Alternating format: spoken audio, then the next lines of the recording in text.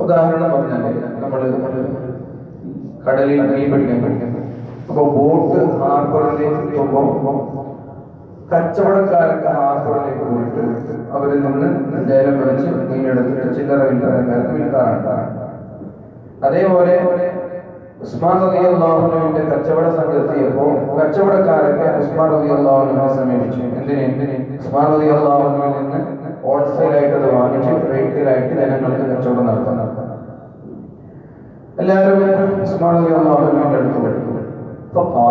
ഉസ്മാൻ റളിയല്ലാഹു അൻഹു ചോദിച്ചു, നിങ്ങൾക്ക് എന്താ വേണ്ടതെന്ന് ചോദിച്ചു. അവർ പറഞ്ഞു, നിങ്ങളുടെ അടുത്ത് ഭക്ഷണ പദാർത്ഥങ്ങൾക്ക് എത്തിയിട്ടുണ്ട് എന്നറിയാൻ കഴിഞ്ഞു. അതുകൊണ്ട് നിങ്ങൾ ഞങ്ങൾക്ക് അതിനെ വിൽക്കണം, ഞങ്ങളത് നാട്ടുകാർക്കൊക്കെ എത്തിച്ചോളാം.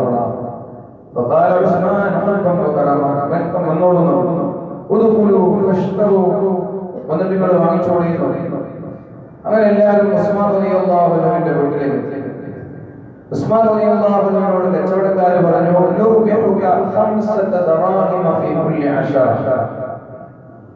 ഓരോ 10 ദിർഹമിന്റെ ഉൽപ്പന്നങ്ങളിലും 5 ദിർഹം ഞങ്ങൾ ലാഭം തരാം. 10 രൂപയുടെ സാധനത്തിന് 15 ദിർഹം ഞങ്ങൾ തരാം. 5 ദിർഹം 10 ദിർഹമിന് ലാഭം തരാം എന്ന് പറഞ്ഞു. ഉസ്മാൻ സാദൂനി, ഇതിനേക്കാളും കൂടുതൽ ലാഭം തരാമെന്ന് വേറാൾ പറഞ്ഞിട്ടുണ്ടെന്ന്. സാദൂനി ഇതിനേക്കാളും കൂടുതൽ തരാമെന്ന് വേറാൾ പറഞ്ഞിട്ടുണ്ടെന്ന്. അപ്പൊ അവർ പറഞ്ഞു,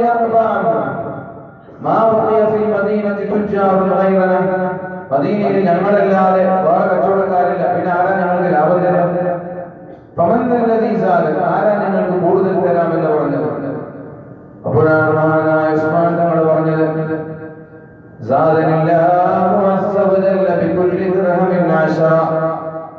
അല്ലാഹു തആലയാണ് എനിക്ക് കൂടുതൽ തന്നത്. ഒരു ദിർഹമിന് 10 ദിർഹം കൂടുതൽ തരാമെന്ന് അല്ലാഹു പറഞ്ഞിട്ടുണ്ട്. നിങ്ങൾ 10 ദിർഹമിന് 5 ദിർഹമല്ലേ ലാഭം തരുള്ളൂ. അല്ലാഹു എന്നോട് പറഞ്ഞത് ഒരു ദിർഹമിന് 10 ദിർഹം കൂടുതൽ തരാമെന്ന് അല്ലാഹു പറഞ്ഞു. ഇതിനേക്കാൾ കൂടുതൽ ലാഭം തരാൻ നിങ്ങൾക്ക് സാധിക്കുമോ? ഒരു ദിർഹമിന് 11 ദിർഹം തരാൻ നിങ്ങൾക്ക് കഴിയുമോ? അപ്പൊ അവര് പറഞ്ഞു, ഇല്ല, ഞങ്ങൾക്ക് കച്ചവടം മുന്നോട്ട് പോകില്ല ഇങ്ങനെ നിന്നാൽ. അപ്പോഴാണ് മഹാനായ ഉസ്മാൻ ഇബ്നു അഫ്ഫാൻ തങ്ങൾ പറയുന്നത്, അല്ലാഹുവിനെ സാക്ഷി നിർത്തിക്കൊണ്ട് ഞാൻ പറയട്ടെ, ഈ എന്റെ കച്ചവട സംഘത്തിൽ വന്ന എല്ലാ ഭക്ഷണോൽപ്പന്നങ്ങളും ഞാൻ ഫ്രീ ആയി മുസ്ലിമീങ്ങൾക്ക് നൽകുകയാണ്. ഫ്രീ ആയി. അതാണ് അല്ലാഹു 10 ദിർഹം തരാന്ന് പറഞ്ഞത്. എല്ലാം സ്വതക കൊടുത്തു, കോടിക്കണക്കിന് സമ്പാദിക്കും. ഒരിക്കൽ അല്ലാഹുവിന്റെ ഹബീബായ നബി തങ്ങൾ തബൂക്ക് യുദ്ധത്തിന്റെ സമയത്ത് സ്വഹാബാക്കളോട് പറഞ്ഞു, നിങ്ങൾ സ്വതക ചെയ്യണം, മുസ്ലിമീങ്ങൾ വലിയ പ്രതിസന്ധിയിലാണുള്ളത്, സ്വതക ചെയ്യണമെന്ന് പറഞ്ഞപ്പോ 300 കുതിരകളെയാണ് മഹാനായ ഉസ്മാൻ തങ്ങൾ സ്വതക ചെയ്തത്. 300 കുതിര. അന്നത്തെ ഏറ്റവും മുന്തിയ വാഹനമാണ് കുതിര എന്ന് പറയുന്നത്. നമ്മുടെ നാട്ടിലൊരു ഇന്നോവന്റെ സ്ഥാനത്തുള്ള വണ്ടിയ കുതിര എന്ന് പറഞ്ഞാൽ കഴുതയുണ്ട്, ഒട്ടകണ്ട്, കുതിരയുണ്ട്, കോവർ കണ്ട്, ഇതിലൊക്കെ ജനങ്ങൾ തന്നെ യാത്ര ചെയ്യും. നടന്നിട്ട് പോകുന്ന ആളുകളാണ് ബഹുഭൂരിഭാഗം ആളുകൾ. പിന്നെ അതൊരു ഒരു ആവറേജ് വാഹനത്തിന്റെ ആ ഒരു സ്ഥാനത്ത് നിൽക്കുന്ന വാഹനമാണ് കുതിര എന്ന് പറയുന്നത്. 300 കുതിര എന്ന് പറഞ്ഞ എത്ര പൈസ? 300 കുതിര. ഇങ്ങനെയായിരുന്നു സ്വഹാബാക്കൾ സ്വതക്ക ചെയ്തിരുന്നത്. നമ്മൾ സ്വതക്ക ചെയ്യുന്നത് എന്താ? 10 കോടി ഉള്ളവൻ 1 ലക്ഷം കൊടുക്കും. അപ്പൊ നമ്മൾ ഭയങ്കര സംഭവമാണ്, ഭയങ്കര സ്വതക്കാരനാണ് നമ്മൾ പറയുന്നത്. 10 കോടി ഉള്ളവനാണ് 1 ലക്ഷം കൊടുക്കുന്നത്. അതിനെ നമ്മൾ ഭയങ്കര സംഭവമാക്കും. സ്വഹാബാക്കൾ അങ്ങനെയായിരുന്നില്ല. 10 കോടി ഉള്ളവൻ 9 കോടി കൊടുക്കും, മുഴുവനും കൊടുക്കും. അവർ 4 വേണ്ടി എടുത്തു വെക്കാറില്ല. അങ്ങനെയായിരുന്നു സ്വഹാബാക്കൾ സ്വതക്ക ചെയ്തത്. ഒരിക്കൽ അല്ലാഹുവിന്റെ ഹബീബായ റസൂലുള്ളാഹി സ്വല്ലല്ലാഹു അലൈഹി വസല്ലം തങ്ങളും മഹാന്മാരായ മുസ്ലിമീങ്ങളും ഒരു കിണറ്റിന്റെ കാര്യത്തിൽ വലിയ പ്രയാസം അനുഭവിച്ചു. കുടിക്കാനുള്ള വെള്ളത്തിന്റെ കാര്യത്തിൽ വലിയ പ്രയാസം അനുഭവിച്ചു. ജൂതന്മാരുടെ കയ്യിലാണ് വെള്ളമുള്ളത്, ജൂതന്മാരുടെ കയ്യിലാണ് കിണറുള്ളത്. അപ്പൊ ജൂതന്മാരെന്തെയും മുസ്ലിമീങ്ങൾക്ക് വെള്ളം കൊടുക്കാൻ വലിയ വിലക്ക് വെള്ളം കൊടുത്തു. വെള്ളം കുടിക്കണമെങ്കിൽ നല്ല വില നൽകണം. മഹാനായ ഉസ്മാൻ റളിയല്ലാഹു അൻഹു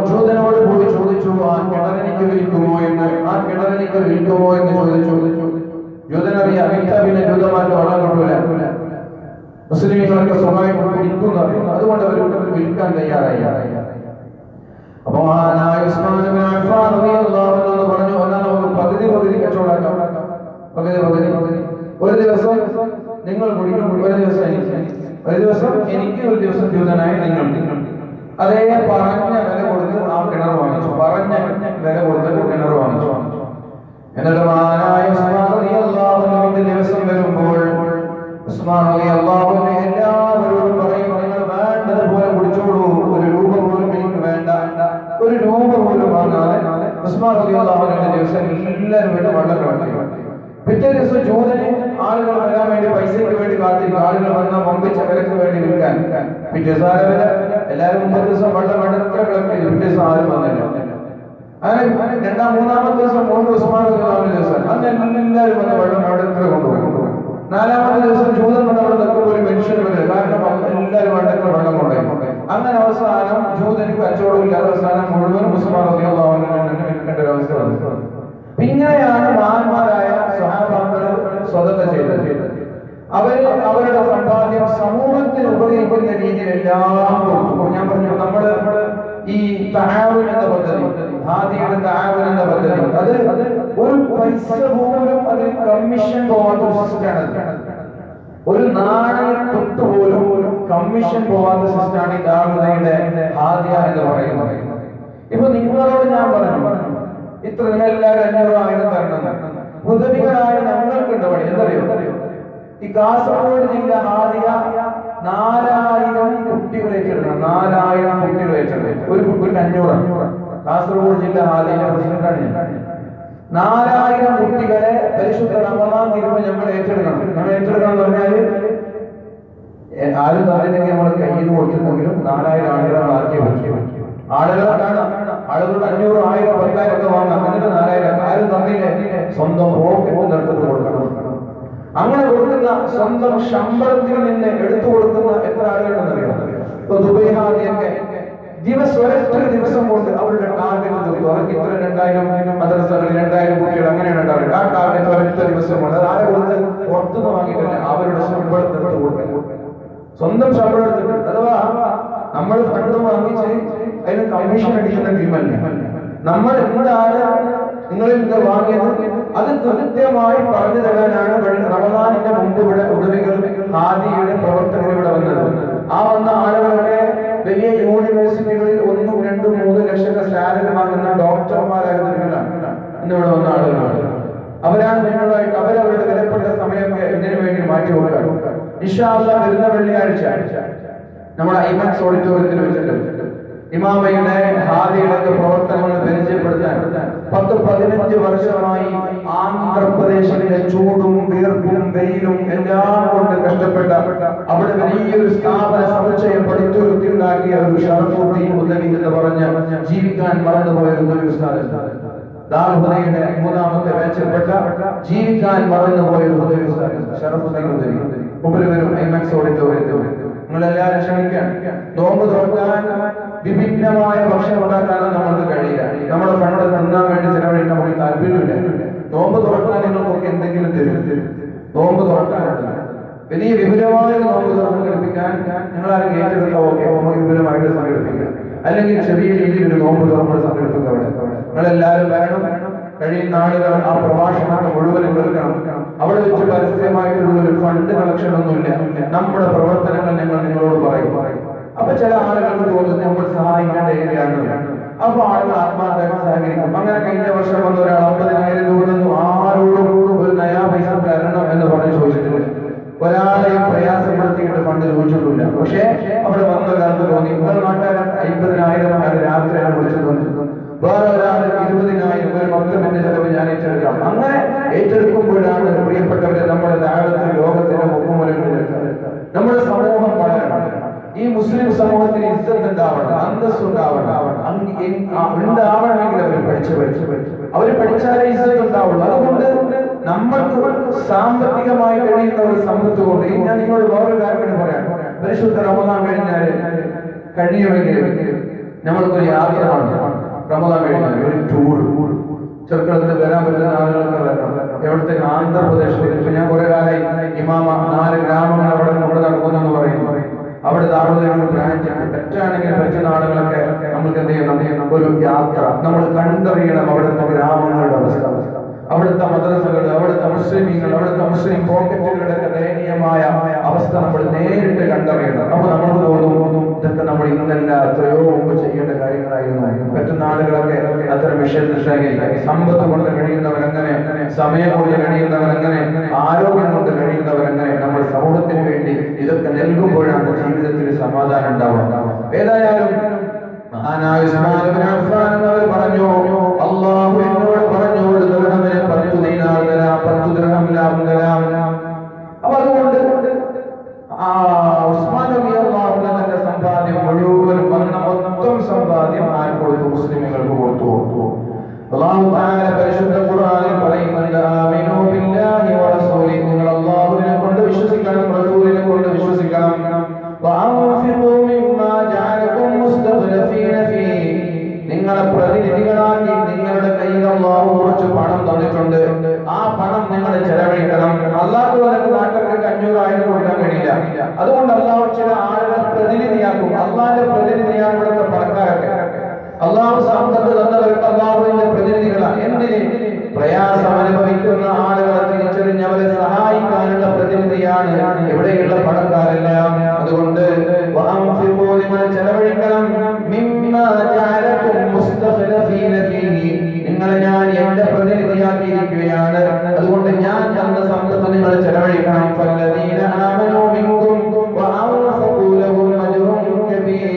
അല്ലാഹുവിന്റെ മാർഗ്ഗത്തിൽ ചെലവഴിക്കുന്ന ആളുകൾക്ക് അല്ലാഹു എണ്ണിയാൽ തീരാത്ത പ്രതിഫലമാണ് നൽകാൻ പോകുന്നത്. നിങ്ങൾ എന്ത് ചെലവഴിച്ചാലും അല്ലാഹു നിങ്ങൾക്ക് പകരം തരും. അല്ലാഹു പറയാം ഖുർആൻ, നിങ്ങൾ എന്ത് ചെലവഴിച്ചാലും നിങ്ങൾ 1 ലക്ഷം കൊടുത്താൽ അല്ലാഹു 10 ലക്ഷം തരും. കാരണം 1 രൂപയ്ക്ക് അല്ലാഹു 10 വെച്ചിട്ടാണ് പകരം തരിക. നിങ്ങൾ 500 കൊടുത്താൽ അല്ലാഹു നിങ്ങൾക്ക് 1000 തരും. 1000 കൊടുത്താൽ അല്ലാഹു നിങ്ങൾക്ക് 2000 തരും. അതൊരു പക്ഷേ ഇരട്ടിയായി, 10 ഇരട്ടിയായി, 70 ഇരട്ടിയായി, 700 ഇരട്ടി വരെ നമ്മൾ കൊടുക്കുന്ന സമ്പാദ്യങ്ങളിൽ വർധനവുണ്ടാകുമെന്ന് പറയുന്നത് പരിശുദ്ധ ഖുർആനാണ്. നിങ്ങൾ എന്ത് ചെലവഴിച്ചാലും അല്ലാഹു നിങ്ങൾക്ക് പകരം തരും. അല്ലാഹു നന്നായി റിസ്ക് നൽകുന്ന ആളാണ്. അല്ലാഹുവിന്റെ ഹബീബായ നബി സല്ലല്ലാഹു അലൈഹി വസല്ലം തങ്ങളെ കുറിച്ച് പറയുന്നുണ്ട്, നബിതങ്ങളെല്ലാം വാരിക്കോരി കൊടുക്കും. നബിതങ്ങള് ദാരിദ്ര്യത്തെ പോലും ഭയക്കാതെ കൊടുക്കുന്ന ആളാണ്. അല്ലാഹുവിന്റെ ഹബീബിന്റെ കൈകളിൽ എന്തുണ്ടായാലും ആര് ചോദിച്ചാലും കൊടുക്കില്ല എന്ന് പറയുന്ന, ഇല്ല എന്ന് പറയുന്ന സ്വഭാവം നബിതങ്ങളുടെ കയ്യിലില്ല.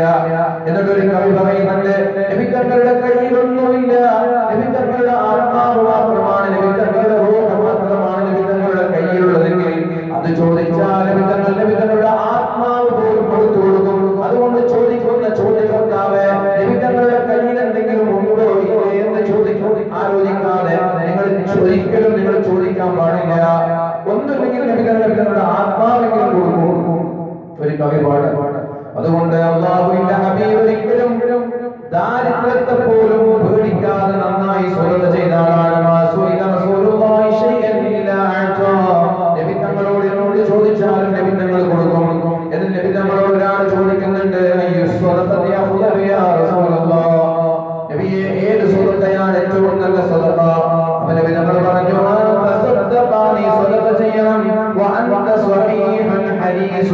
നിനക്ക് ആരോഗ്യമുള്ള സമയത്ത് സ്വതന്ത്ര ചെയ്യണം. മരിക്കാൻ കിടക്കുമ്പോൾ എല്ലാവരും അല്ലാഹുവിനോട് പറയും, അല്ലാഹുവേ എനിക്കൊരു 10 മിനിറ്റ് സമയം തന്നാൽ ഞാൻ സ്വതന്ത്ര ചെയ്തോളാം, ഞാൻ നന്നായിക്കോളാം എന്ന്. ഇനി ഒരിക്കലും രക്ഷപ്പെടാൻ സാധ്യതയില്ല എന്നറിയുന്ന ഒരു രോഗം വന്നാൽ നമ്മളെല്ലാവരും സ്വതന്ത്ര കൊടുക്കും. നമ്മുടെ കയ്യിലുള്ളത് ആ സ്വതന്ത്രയ്ക്കല്ല പ്രിയപ്പെട്ടവരെ പ്രതിഫലം. ഏത് സ്വതന്ത്രയ്ക്കാണ് പ്രതിഫലമുള്ളത്?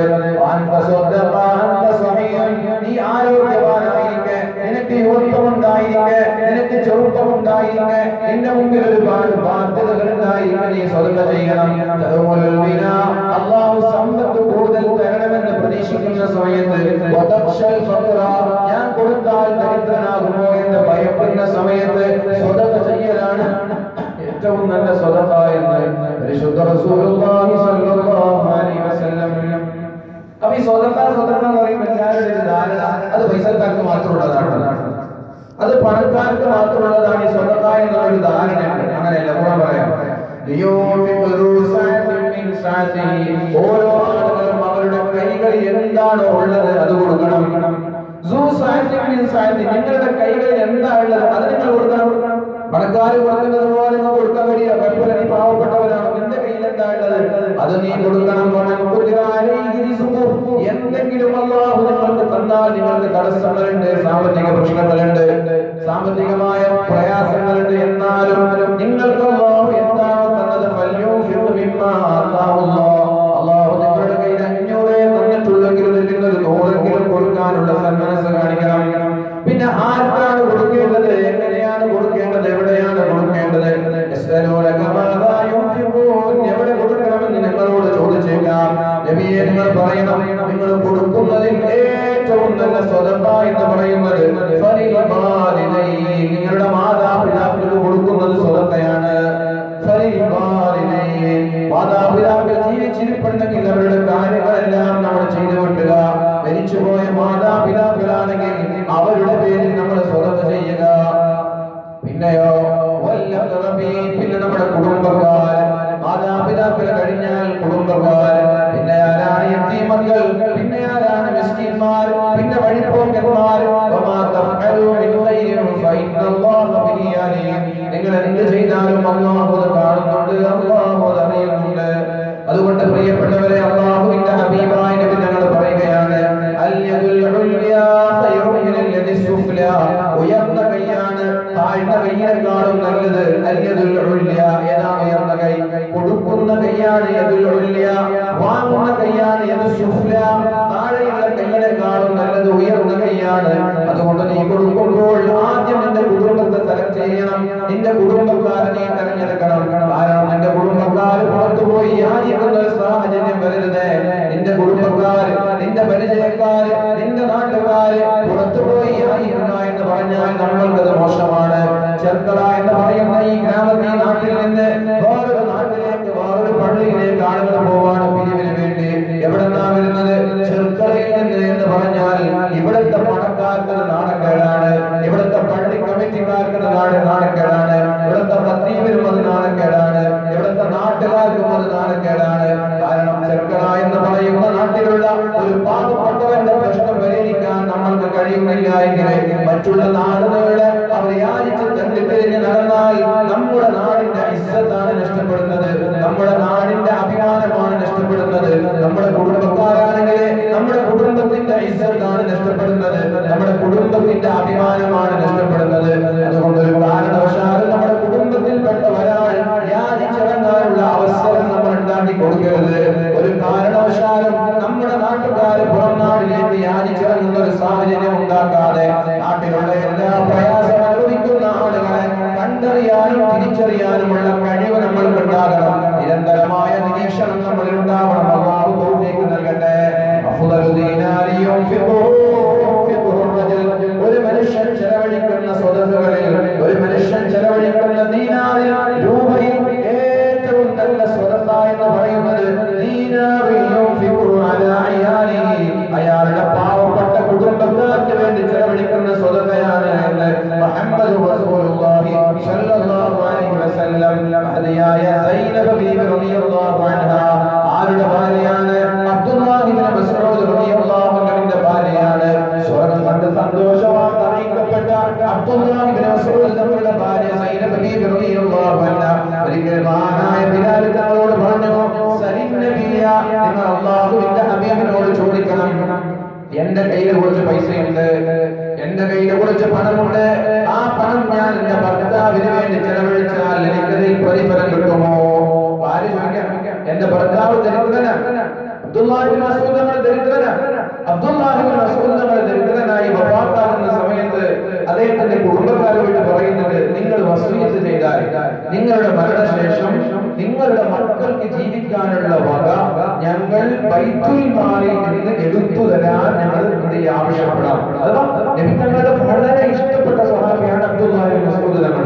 നബി തങ്ങൾ സ്വർണ്ണം കൊണ്ട് സന്തോഷവാർത്ത അറിയിച്ചൊരു സ്വഹാബിയാണ്. പക്ഷെ ദരിദ്രനായിരുന്നു. അദ്ദേഹം വഫാത്താകുന്ന സമയത്ത് അദ്ദേഹത്തിന്റെ സുഹൃത്തുക്കൾ പോയിട്ട് പറഞ്ഞു, നിങ്ങൾക്ക് പെൺമക്കളാണ്, നിങ്ങൾ മരിച്ച പെൺമക്കളുടെ കാര്യം കഷ്ടാണ്, അതുകൊണ്ട് നിങ്ങൾ നിങ്ങളോട് ആവശ്യപ്പെട്ടാൽ ബൈത്തുൽ മാലിൽ നിന്ന് നിങ്ങളുടെ മരണശേഷം പെൺമക്കൾക്ക് എന്തെങ്കിലും കൊടുക്കാൻ നിങ്ങൾ ആവശ്യപ്പെടാം. അപ്പോഴാണ് മഹാനായ അബ്ദുല്ലാഹ് ഇബ്നു മസ്ഊദ് റളിയല്ലാഹു അൻഹു പറയുന്നത്, എനിക്ക് എന്റെ പെൺമക്കളുടെ കാര്യത്തിൽ യാതൊരു ബേജാറുമില്ല, എന്റെ പെൺമക്കളുടെ കാര്യത്തിൽ യാതൊരു പേടിയുമില്ല, വിഷമവുമില്ല. കാരണം അല്ലാഹുവിന്റെ ഹബീബായ നബി പറഞ്ഞിട്ടുണ്ട്, എല്ലാ ദിവസവും മഗ്‌രിബിന്റെ ശേഷം സൂറത്തുൽ ഫാത്തിഹ പാരായണം ചെയ്താൽ ലം തുസിബുഹു ഫാഖ, അവർക്ക് ദാരിദ്ര്യം ഉണ്ടാവില്ല എന്ന് ശഫീഉനാ റസൂലുള്ളാഹ്. അപ്പോൾ അന്ന് മുതൽ ഞാൻ എന്റെ പെൺമക്കളോട് എന്റെ കൂട്ടുകാരോട് സൂറത്തുൽ ഫാത്തിഹ പാരായണം ചെയ്യാൻ ആവശ്യപ്പെട്ടിട്ടുണ്ട്. അവരെല്ലാവരും സൂറത്തുൽ ഫാത്തിഹ പാരായണം ചെയ്യുന്നുണ്ട്. അതുകൊണ്ട് എന്റെ പെൺമക്കൾക്ക് ദാരിദ്ര്യം ഉണ്ടാവില്ല. ബൈത്തുൽ മാലിൽ നിന്നൊരു നയാ പൈസ പോലും നിങ്ങൾ കൊടുക്കണ്ട എന്ന് പറഞ്ഞ് മരിച്ചുപോയ സ്വഹാബിയാണ് മഹാനായ അബ്ദുല്ലാഹി ഇബ്നു മസ്ഊദ് റളിയല്ലാഹു അൻഹു. ആ അബ്ദുല്ലാഹി ഇബ്നു മസ്ഊദ് തങ്ങളുടെ ഭാര്യയാണ് ബിലാൽ തങ്ങളോട് പറയുന്നത്, നിങ്ങൾ നബി തങ്ങളോട് പറയണം, ചോദിക്കണം, എന്റെ കയ്യിൽ ഒരൽപ്പം പണമുണ്ട്, ഞാൻ എന്റെ ഭർത്താവിന് കൊടുത്താൽ സ്വതക്ക വിടുമോ? അപ്പോഴാണ് അല്ലാഹുവിന്റെ ഹബീബായ നബി തങ്ങൾ പറഞ്ഞത്, നഅം ലഹാ അജ്റാൻ, തീർച്ചയായിട്ടും ആ ഭാര്യയ്ക്ക് അല്ലാഹു നൽകുന്നത് രണ്ട് പ്രതിഫലമാണ്. ഒന്ന് സ്വതക്ക കൊടുത്ത പ്രതിഫലമാണ്, രണ്ടാമത്തേത് ഭർത്താവ് എന്ന് പറയുന്ന കുടുംബ ബന്ധത്തെ പരിഗണിച്ച സ്വതക്കയാണ്. അജ്റുൽ ഖറാബ വ അജ്റുസ് സ്വതഖ, കുടുംബത്തെ പരിഗണിച്ചതിന് ഒരു പ്രതിഫലം, സ്വതക്ക കൊടുത്തതിന് രണ്ട് പ്രതിഫലം. മഹാനായ അബ്ദുല്ലാഹി ഇബ്നു മുബാറക് റളിയല്ലാഹു അൻഹു പറയുന്നുണ്ട്, ലാ യഅദിലുൽ കസ്ബ വൽ ഇൻഫാഖ അലൽ ഇയാലി ശൈഉൻ, കുടുംബത്തിന് വേണ്ടി ചെലവഴിക്കുന്നതിനോട് എന്ത് വെച്ചാലും പകരമാവില്ല. കുടുംബത്തിന് വേണ്ടി അധ്വാനിക്കുന്നത്, കുടുംബത്തിന് വേണ്ടി പണിയെടുക്കുന്നത്, കുടുംബത്തിന് വേണ്ടി ചെലവഴിക്കുന്നതിനോട് വേറെ എന്ത് വെച്ചാലും പകരമാവില്ല. അത്രത്തോളം പ്രതിഫലമുള്ള കാര്യമാണ് എന്ന് മഹാനായ അബ്ദുല്ലാഹി ഇബ്നുൽ മുബാറക് റളിയല്ലാഹു അൻഹു പറയുന്നുണ്ട്. പ്രിയപ്പെട്ടവരെ, ഒരിക്കൽ അല്ലാഹുവിന്റെ ഹബീബായ റസൂലുള്ളാഹി സ്വല്ലല്ലാഹു അലൈഹി വസല്ലം ഒരു യതീമിന് വേണ്ടി ഒരു സ്വഹാബിയെ കാണാൻ പോയി. ഒരു യതീമിന്റെ ആവശ്യത്തിന് വേണ്ടിയാണ്. എന്താണ് കാര്യം? അയൽവാസിയുടെ വീട്ടിൽ ഒരു ഈന്തപ്പനയുണ്ട്. ആ ഈന്തപ്പനയിൽ നിന്ന് ഈന്തപ്പഴം ഈ യതീമായ ഒരു മനുഷ്യന്റെ വീട്ടിലേക്കാണ് വീഴുന്നത്, യതീമക്കളുള്ള വീട്ടിലേക്കാണ് വീഴുന്നത്. ചെറിയ കുട്ടികളാണ്, പിതാവ് മരണപ്പെട്ടിട്ടുണ്ട്. അപ്പൊ ഈ യതീമക്കൾ പോയി ഈന്തപ്പഴം തിന്നാൻ, കുട്ടികളാണല്ലോ, അവർക്കറിയില്ല അയൽവാസിയുടെ എടുക്കാൻ പാടില്ല എന്ന്. എത്ര പറഞ്ഞാലും ചിലപ്പോൾ കാണാതെ അവരെടുത്ത് കഴിക്കാറുണ്ട്. അപ്പൊ ആ വീട്ടുകാർ അല്ലാഹുവിന്റെ ഹബീബിനോട് പ്രയാസം പറഞ്ഞപ്പോ അല്ലാഹുവിന്റെ ഹബീബായ നബി തങ്ങൾ ഒരു സ്വഹാബി ആ അയൽവാസിയെ വിളിക്കുന്നുണ്ട്. അപ്പോൾ ആ മനുഷ്യനെ വിളിക്കുന്നുണ്ട്. അയാളോട് പറയുന്നുണ്ട്, എന്ത്, നിന്റെ ഈന്തപ്പന യതീമക്കൾക്ക് കൊടുക്കണമെന്ന്. ഈന്തപ്പന യതീമക്കൾക്ക് കൊടുക്കണം. പക്ഷേ فقال رسول الله صلى الله عليه وسلم اعطني اياها ولك عذر في الجنه, നിനക്ക് എന്ത് ചെയ്യാം, സ്വർഗ്ഗത്തിൽ ഇതിന് പകരം ഞാൻ ഒരു ഈന്തപ്പന തരാം. ഇവിടെ ഒരു ഈന്തപ്പന നീ യതീമിന് കൊടുത്താൽ നിനക്ക് ഞാൻ സ്വർഗ്ഗത്തിൽ ഒരു ഈന്തപ്പന തരാം എന്ന് പറഞ്ഞാൽ സ്വർഗ്ഗം നിനക്ക് കിട്ടും എന്നാണ് ഇതിനർത്ഥം. ഈ ഒരു ഈന്തപ്പന യതീമക്കൾക്ക് കൊടുത്താൽ നിനക്ക് ഞാൻ സ്വർഗ്ഗത്തിൽ ഒരു ഈന്തപ്പന തരാം എന്ന് പറഞ്ഞാൽ നിനക്ക് അല്ലാഹു സ്വർഗ്ഗം തരും. ഇത് ആര് കേട്ടു? അബൂ ദഹ്ദാ എന്ന് പറയുന്ന ഒരു സ്വഹാബി. അബൂ ദഹ്ദാ ഉടനെ തന്നെ അബൂ ലുബാബയുടെ അടുത്ത് പോയി, അഥവാ ഈ ഈന്തപ്പനയുടെ ഉടമസ്ഥന്റെ അടുത്തേക്ക് പോയി. അബൂ ദഹ്ദാ എന്ന് പറയുന്ന സ്വഹാബി എന്നിട്ട് അദ്ദേഹത്തോട് രഹസ്യമായിട്ട് ചോദിച്ചു,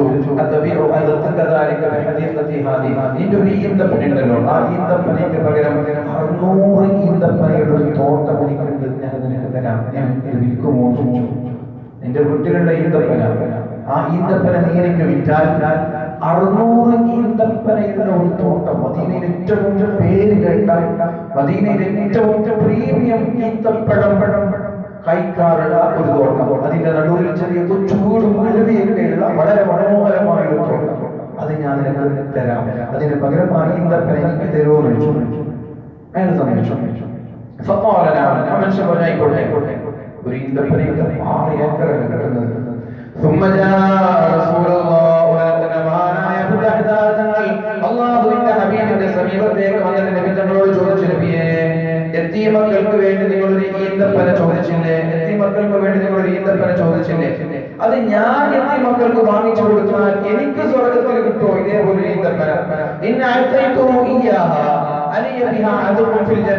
മൂപ്പർക്ക് അബൂലുബാബക്ക് മാത്രമാണോ അല്ലെ എനിക്കും കിട്ടുമോ എന്ന് ചോദിച്ചു. അവരെ പിതാക്കൾ പറഞ്ഞു, നീ കൊടുത്താൽ അല്ലാഹു നിനക്ക് തരും. ഉടനെ തന്നെ മഹാനായ അബൂ ദഹ്ദാ റളിയല്ലാഹു അൻഹു 6 ഏക്കറോളം വരുന്ന 600 ഈന്തപ്പന ഈ മനുഷ്യന് വിറ്റിട്ട് ആ ഈന്തപ്പന യതീം മക്കൾക്ക് വെറുതെ കൊടുത്തു. അവരെ പിതാക്കൾ പറഞ്ഞു, ഞാൻ കാണുകയാണ് അബൂ ദഹ്ദാഹിന് വേണ്ടി ഈന്തപ്പനകൾ ഇങ്ങനെ തൂങ്ങി നിൽക്കുന്ന, ഈന്തപ്പന കൊലകൾ ഇങ്ങനെ തൂങ്ങി നിൽക്കുന്ന ഒരുപാട് ഈന്തപ്പനകൾ ഞാൻ അബൂ ദഹ്ദാഹിനെ സ്വർഗ്ഗത്തിൽ അല്ലാഹു തയ്യാറാക്കിയത് ഞാൻ കാണുന്നു എന്ന് മുഹമ്മദ് റസൂലുള്ളാഹ്. നിങ്ങൾ സ്വർഗ്ഗത്തിലുള്ള ഒരു ഈന്തപ്പനയ്ക്ക് വേണ്ടി 6 ഏക്കറയോളം വരുന്ന 600 ഈന്തപ്പന തോട്ടം വെച്ച അബൂ ദഹ്ദാ നമ്മളെ കൊണ്ട് കഴിയോ? നമ്മളെ കൊണ്ട് കഴിയോ? ചിന്തിക്ക്. നമ്മളൊക്കെ മുസ്ലിമീങ്ങളാണെന്ന് പറഞ്ഞ് നടക്കുന്ന ആളാണ്. നമ്മൾ കൊടുക്കുന്ന സ്വതക്കയൊക്കെ വല്ലാത്ത സ്വതക്കയാണ് എന്ന് പറഞ്ഞ് പെരുമ പറഞ്ഞ് നടക്കുന്ന ആളാണ് നമ്മൾ. നമ്മളെ കൊണ്ട് കഴിയുമോ പ്രിയപ്പെട്ടവരെ? ഇതുപോലെ സ്വതക്ക കൊടുക്കാൻ നമ്മളെ കൊണ്ടാകുമോ? 600 തെങ്ങുള്ളൊരു തോട്ടം, 6 ഏക്കർ വേണ്ടേ? 600 തെങ്ങ് പിടിക്കാൻ മിനിമം ഒരു 6 ഏക്കർ വേണ്ടേ? അത് എന്തിനാ കൊടുക്കുന്നത്? കച്ചവടമല്ല, സ്വർഗ്ഗത്തിൽ ഒരു ഈന്തപ്പന തരാമെന്ന് പറയുമ്പോൾ അങ്ങോട്ട് കൊടുക്കുകയാണ്. എന്നാൽ ഇവിടെ പാവപ്പെട്ട വിദ്യാർത്ഥികൾക്ക് ഇൽമ പഠിക്കാൻ ഒരു 500 വെച്ച് തരണമെന്ന് പറയുമ്പോൾ നമ്മുടെ കൈ മടിക്കുകയാണ്. ആലോചിച്ച് നോക്കൂ നിങ്ങൾ. കേരളത്തിന്റെ പുറത്ത് വിദ്യാഭ്യാസം എത്താത്ത, ഫാത്തിഹ ഓതാൻ അറിയാത്ത, ഖുർആൻ ഓതാൻ അറിയാത്ത, മദ്രസയുടെ ചവിട്ടുപടി കാണാത്ത, സ്കൂളിന്റെ വരാന്തയിലെത്താത്ത, ജീവിതത്തിന്റെ രംഗത്തെ കൂട്ടിമുട്ടിക്കാൻ വേണ്ടി 6-7 വയസ്സാകുന്ന ഫാക്ടറിയിലേക്ക്, ഫാമിലേക്ക്, കൃഷിയിടങ്ങളിലേക്ക്, തോട്ടങ്ങളിലേക്ക് പോയി ദിവസവും കിട്ടുന്ന 100 രൂപ കൊണ്ട് ഒരു കുടുംബത്തെ പോറ്റുന്ന, പഠിപ്പിക്കാൻ ഒരു കുഞ്ഞിനെ പോലും പറഞ്ഞേക്കാത്ത, ആന്ധ്രാപ്രദേശിലെയും ആസാമിലെയും ബീഹാറിലെയും കൽക്കത്തയുടെയും ജമ്മു കശ്മീരിലെയും പ്രിയപ്പെട്ട മുസ്ലിം സമൂഹത്തിനെ പഠിപ്പിക്കാൻ വേണ്ടി ഒരു 500 രൂപ തരണമെന്ന് പറയുമ്പോൾ നമ്മുടെ കൈ മടിക്കുകയാണ് പ്രിയപ്പെട്ടവരെ.